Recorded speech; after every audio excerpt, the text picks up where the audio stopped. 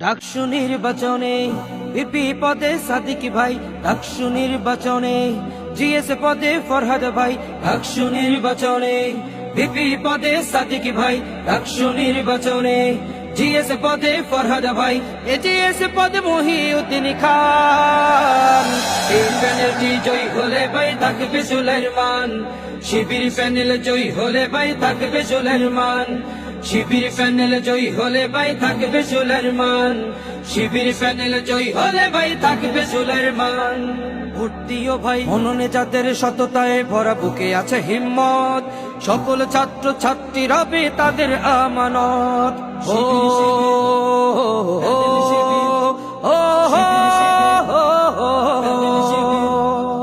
মননে যাদের সততায় ভরা, বুকে আছে হিম্মত, সকল ছাত্র ছাত্রী রবে তাদের আমানত। এই আমানতের খেয়ানত করা নেই কোনো অপশন।